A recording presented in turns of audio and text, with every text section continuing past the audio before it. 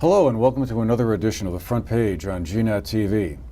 I'm Andrew McKeever, the managing editor of the Manchester Journal. It's my pleasure to be your host today, and it's also my pleasure to have with us in the studio here today Scott Milne, who is the Republican candidate for governor of the state of Vermont. Scott, welcome to GNAT. Great to be here, thank you. Well, a real pleasure to have you with us today to talk about some of the issues that are involved in the race. But just by way of background, Scott Milne is making his first try for statewide office for the governorship. He made one previous try for the State House in 2006, but politics does run in his family as well. Both his parents were members of the House of Representatives. His father was and still is the long-serving clerk of the House, and his grandfather was also a member of the State House, and I believe an uncle was Secretary of the Treasury, if I'm not mistaken, in the 1990s. Yes, my cousin Jim was Secretary of State. Okay. Yes. So you have politics in the bloodline. So anyway, let's just to get us started. You got into the race fairly late in the cycle. You didn't declare your candidacy until almost the last moment that was possible. Mm-hmm. I guess I just wondered, why did you wait that long? What prompted that hesitation, and kind of why did you decide to run for governor, I guess, in the first place? Thanks, Andrew. I guess I would say, rather accurately, not so much why did I wait, but why did I decide so late? Mm-hmm. Wasn't thinking really about it, but I've been paying a lot of attention over the last 4 years, as I believe I've done a good job over the last 50 years of, for whatever reason, partly because of conversations with my grandfather and my parents, I guess, when I was a little kid, but I really have paid attention since Phil Hoff was governor, and I was 3 when he got elected, so I might have missed the first term, but second term of Phil Hoff on, I paid attention to all of Vermont's governors. Mm-hmm. I like thinking about what I think is good and bad about governors, effective and not effective about governors. I was concerned when the Douglas era was ending, especially after the Democratic primary, when it became a Doobie-Shumlin race. I was concerned. I stepped up. I did a lot of work for Brian Doobie, mm-hmm. Just because I was hoping it was going to be Doug Racine and Brian Doobie. I think you'd get on the one hand, Doug Racine, I'll look you in the eye and tell you I'm going to be the shepherd of the most liberal, progressive administration in the history of the state. Vote for me. And Brian Doobie, look you in the eye and tell you exactly what he's going to do. With Peter Shumlin, who's a very accomplished man who I respect, but I think he kind of tells you what the polls told you he needed to tell you to carve out. And if you look at his very effective election strategy, carve out the anti-nuke people, motivate them, carve out the folks that want pre-K education, motivate them, carve out people that think single payer is going to solve every problem we have regarding health care. That's going to add up to 50% plus one. Effective way to get elected. Had a great conversation with Brian Doobie after the 2010 election. Stole a quote from Bush 1 after he lost to Clinton, where Bush 1 got on TV. Great part of American democracy, I believe, is when you lose, there's a peaceful transition. Bush 1 says, if he's half as good a president as he was a campaigner, we'll be okay. That was, my conversation with Brian Doobie, and I was hoping that was the way it was going to go. But what I've seen from our incumbent governor is a governor who continues to run the state like it's a political campaign, trying to find special interest to carve out, to move a agenda forward. I believe the agenda is being more driven by national political ideology versus practical Vermont values and things that are important to pocketbook issues of Vermonters. Why I got into the race so late is I'm watching what I think over the last 2 years has been the least effective legislative session in my lifetime. We get to the end of the session, Governor Shumlin goes on a tour around the state talking to editorial boards. I don't know if he came and talked to you, and sells his message of, boy, this is one of the most successful legislative sessions in history. Valley News over in the Upper Valley where I live basically printed it like it was true without criticizing it. I started looking around saying, if somebody's not going to run against him, somebody's got to run and point out that there's another side of the picture. Mm-hmm. And that's why I'm in, and that didn't happen until the beginning of May. I started talking about it in beginning of May. I expected I'd be an underdog in a Republican primary and help get the message out. But I became a favorite. There were 3 people that ran against me in the primary. I ended up with about 75% of the vote. Was down about 25 points in the first polls in early July, down about 10 points by the end of August. I think we'll see polling in the next few days. I'll be down about 15 points. Coming into some very good conversations with folks like you and debates over October. We're optimistic we'll be close as we get to the end of October, and put an incumbent governor out of office for the first time in 52 years in Vermont. Okay, well, let's go down through some of the big issues that I'm sure you've been grappling with, and as you've watched the Shumlin administration tackle in the last couple of years. I mean, one of the big issues that we've heard a lot about recently is the Vermont Health Connect website being taken offline, issues around that. If you were governor, what would be your approach to fixing, if that's the right term, Vermont Health Connect? I'm assuming at this point there's no going back on it, but I suppose one option that could be entertained is to kind of join in with the federal website procedure, which I think 35 or 36 states have done, rather than build their own. Would that be one thing you'd be looking at, or is there some other fix Sure. that you'd be wanting to do? Sure. I think as we look forward, first of all, single payer is dead until 2020. Shumlin's administration and management of the $100 million almost that we've watched go down the drain over the last 4 years, I think is not only an indictment of Vermont's healthcare system, which again, we have a governor that came into office saying the way we're going to fix the economy and create jobs is with this single payer proposal of mine. The most important thing in my administration is this single payer healthcare proposal.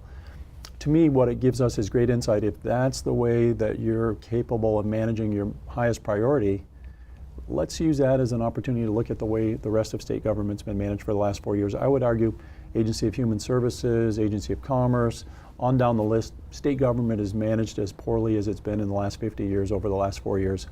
As we look forward and not Monday morning quarterback on all the mistakes that have been made on our healthcare system, we've got Optum that's allegedly coming up with a new site that's going to work for 2015. Enrollments begin November 15th. They don't have much time to do that. The site that we had that was built by CGI was failing. It wasn't meeting federal guidelines. It may have been shut down anyway.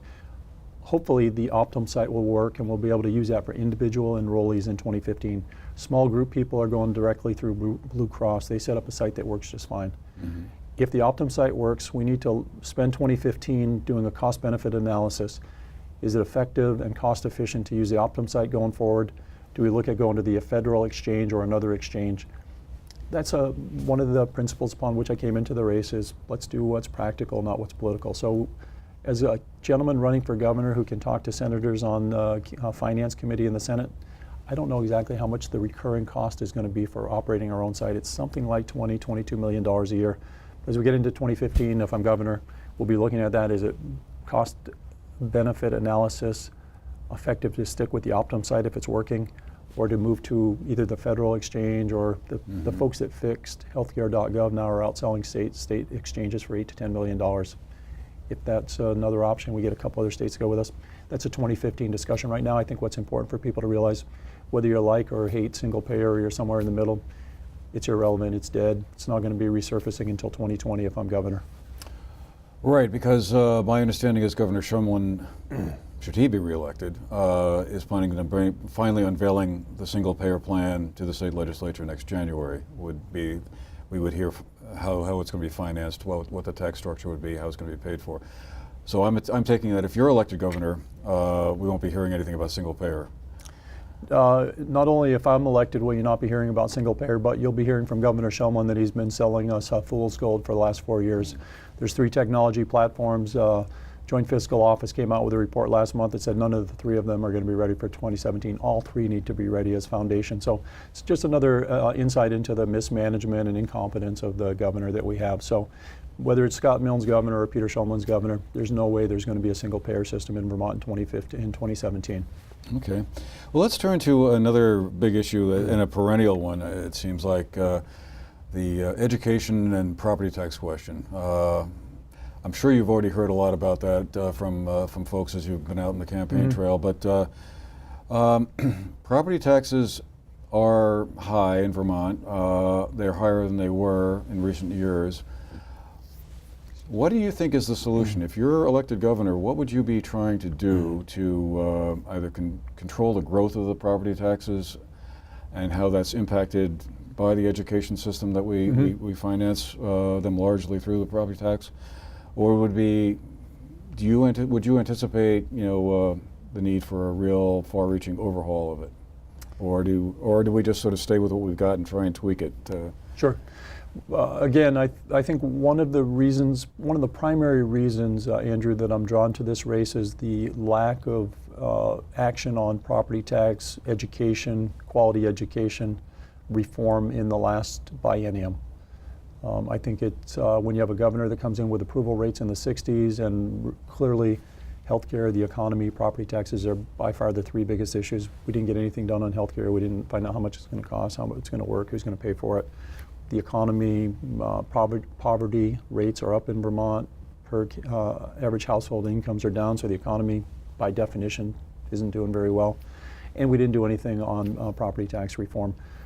What I've suggested as a stopgap, and it's really a tactic to get the legislature and the governor, ideally Scott Milne, together to act, is a cap on the statewide property tax for the next 2 years or until something's reformed. I'm hoping that, and that's just a symbolic measure. It's not going to have teeth, but I'm hoping municipal officials in Vermont will take a look at that. Not so much the school side, but the municipal side.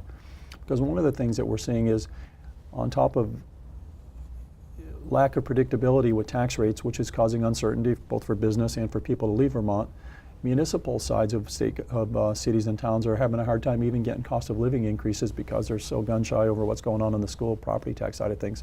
So this would be something that will hopefully pressure the governor and the legislature to act. There's not going to be a short-term fix. We're spending too much on education. Per pupil-wise, we've gone from 120,000 students to 90,000, 110,000 students to 90,000 students in the last 15 years. Our per capita spending's gone up about 60% in the last 15 years. It's not going to be a 2-year solution. We have a very, I would call, bold idea about fundamentally restructuring the way education is working in Vermont in order to be the primary foundation of moving forward with economic vitality, getting young people back to Vermont. Unfortunately, that's a plan that we're going to be announcing in a big measure next week. So I can't talk too much in detail on it, but I think what we really need to do is realize education is the most important thing we need to have for a sound economy. We need to take care of that. We've got a system that's the amount of students going through it's dropped by 15%, and the infrastructure responsible has grown greatly, and it just obviously anybody that understands how that works isn't going to work. Well, one idea that was broached during the last legislative session was to consolidate school districts. Consolidate the entire system down to many fewer school districts, many fewer supervisory unions, that sort of thing. Is that an idea that you would push for, if you were elected? I mean, do you see that as part of the solution? I think that's very clearly, Andrew, an idea that we need to seriously look at. Whether we're going to use incentives, which primarily was what the system last year that was talked about at the end, and it really was a Hail Mary pass, in my opinion, at the end of the session to pretend they were going to do something about it. Talked about incentives for 6 years, and then you were forced into it if you didn't do things on your own. Whether we're using incentives and a little bit of stick to go with that carrot, we'll be talking a little bit more about it next week. But I think we clearly got to look at what's driving the costs. And one thing that's very clear is, if you look around the country, we spend about $17,000 a student. The national average is below $12,000. The number one predictor of educational outcomes and educational success is not how much is spent on students, but the socioeconomic health of a family. So where we have school costs that are going up by 5 or 6%, poverty rates, 3,000 more people living in poverty in 2013 than there was in 2012, and a 2% drop in average family income, more or less. It doesn't matter how much you're spending on schools, your educational outcomes are going down if your economy's failing. We got to figure out how to fix the economy. That's a vital, vital part of the whole thing. Well, okay, so let's talk a little bit about the economy of the state then. You come from a business background. I meant to mention at the start that you own a travel agency in Barrie. So you must have a lot of experience looking at, or wondering about the state and how it can, how it can attract more business investment in the state, bring more jobs to the state, all that sort of thing. So as governor, what would you do to stimulate the economy of the state and attract more jobs and bring more businesses here? Is there any kind of magic wand that can be waved that makes that happen? I mean, I assume that if there was, every other governor since time began would have tried to do that. So, But it seems like a very hard process Mm-hmm. if you're going to rely on the private sector to basically create that. But maybe are there any like tax incentives that could be Mm-hmm. offered to businesses, or changes in the corporate tax rate, or even on the personal income tax rate that you might favor Yes. in order to sort of stir the pot a little Mhm. bit? Yeah, thank you, Andrew. The tone from the top in our current administration, where we have a governor that, again, his very effective election strategy was, one of his key pillars was putting 600 people out of work in Vernon. Granted, there was an Closing offset Vermont Yankee. yeah, there was an offset for people that didn't want a nuclear power plant there, but granted, for a business person, you look at that and go, he's running for office promising to put 600 people out of work. As a state senator, he called the top lobbyist for IBM a liar within the walls of the State House. This GMO labeling bill that was passed, which had a lot of good benefits, was passed in a much more radical manner than Maine or Connecticut or other states that passed it, i.e. inviting a lawsuit. I understand there's an $8 million reserve put aside, or $4 million reserve put aside in the Attorney General's office.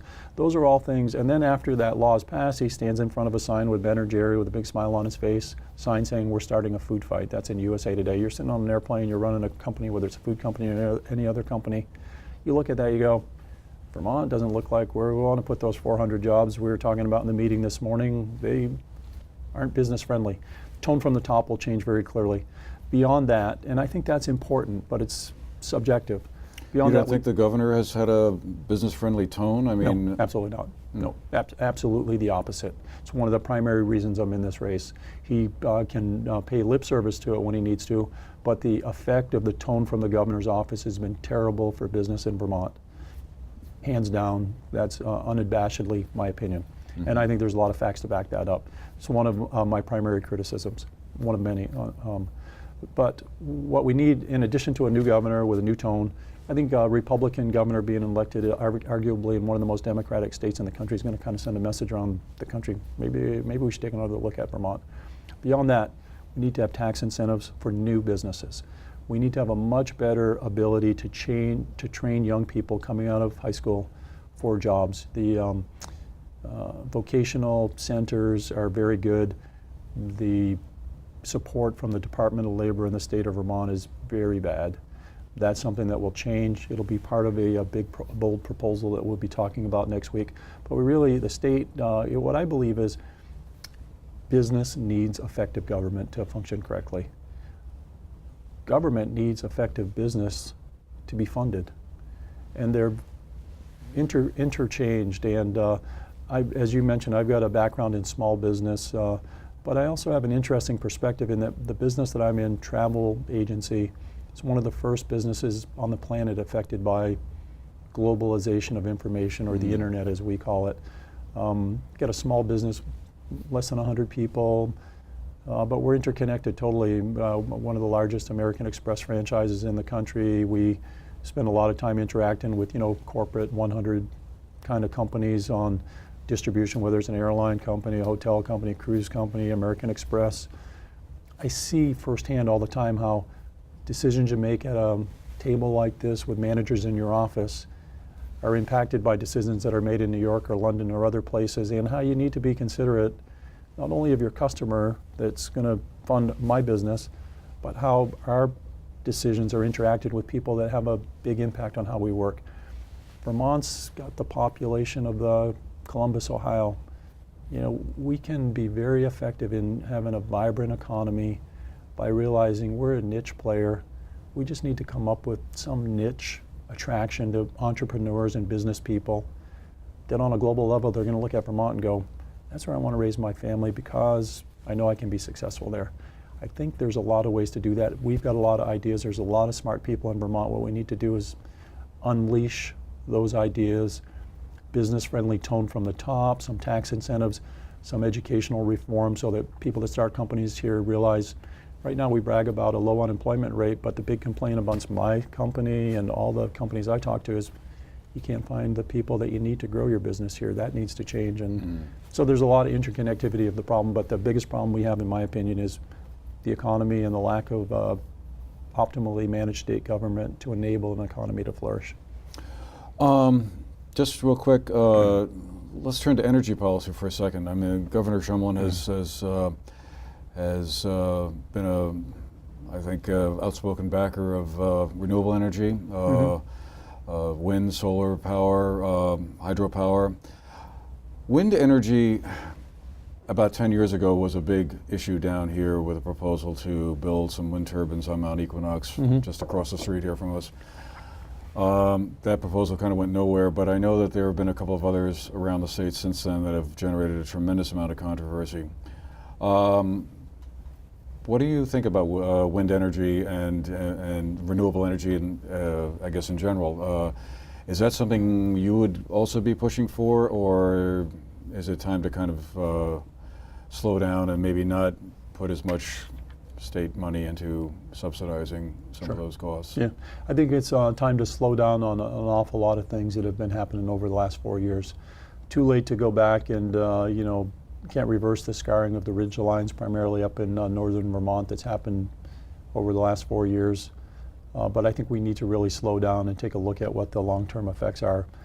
We've got, I think, one of the 5, 6 highest electricity rates in the nation right now, and yet we're subsidizing individuals and large corporations to put up solar panels, and then forcing utilities to buy that back from people. And those solar panels, whether you're an individual or a large corporation that's doing one of these solar farms, is only viable because of tax incentives that prop it up.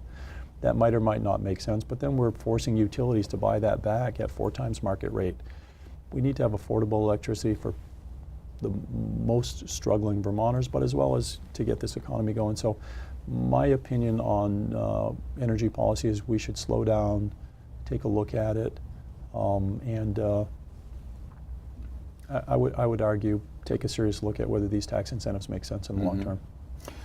I was wondering, you know, you spoke about tax incentives a moment ago, but the state is also projecting a budget deficit for next year, as it annually seems to do. We always start off this time of year with some forecast saying, well, state budget's going to be $50 million in the red if, you know, things go as they are now, and somehow by the time we get to the end of the legislative session that has been worked out. But I mean, if the state budget is always going to be kind of hard to balance, where would the money come to, you know, provide these tax incentives that you spoke about a moment ago to help attract business? The tax incentives would only be for new business, and the incentive really would be avoiding income taxes for a certain period of time based on the performance and the number of jobs that are created in the business. So I think it's a zero-sum game. The folks come here, they don't pay taxes, but if they weren't here, they wouldn't be paying taxes either, and the residual effect is the jobs that they're creating. Okay. Well, we're almost out of time, but there was one other question I just wanted to sneak in if we could. Last year, the governor in his State of the State address created quite a stir when he dwelt on the whole heroin problem in the state. And that got a lot of nationwide attention, and also a lot of statewide attention here, of course. Do you anticipate, if you're elected governor, kind of maintaining that focus and kind of to keep trying to improve or amp up the level of care that and treatment and help and assistance that we can give to folks who find themselves, you know, addicted to heroin or other drugs like that? Absolutely. I would say I think dedicating the whole state of the state to that one issue would not have been what I would have done. I think we need to be practical, not political, in what we're doing and look at the facts. I think the facts that we're seeing early on are we're having some success with opiates, prescription drugs, but we're seeing failure with heroin. That's what I think the facts are going to show us that's happened this year, even though the governor has a slightly different story on that.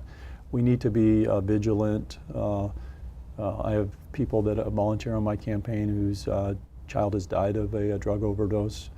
I've had people volunteering on my campaign who I know have a kid who has a heroin problem. So I think all of us firsthand have people who either we love or know who have people that they love who have this problem. A sign of a great society is you are able to manage your resources so that you can take care of those who are most in need. I think it's a responsibility. We just need to be smart and practical and not political. and flying around the country claiming credit for solving some big problem and branding it. Let's just quietly take care of it and listen to experts and be smart about it. Okay, well, Scott, I'm sure there are a lot more things we could probably talk about for a while longer, but we're just about out of time here. But I did want to thank you for making the time to come down and talk with us today and share your views on the issues, and good luck in your campaign. Thank you, and after November, I get 2 months of transition, then I'm in there, and I'll look forward to coming back and doing the same thing over with you. All right, well, we'll hold you to that one. Awesome, then. absolutely. Okay. Thank you very much. Thank you. And thank you all for watching today. This has been The Front Page on GNAT TV. My name is Andrew McKeever. Been a pleasure to be with you today, and we'll see you the next time.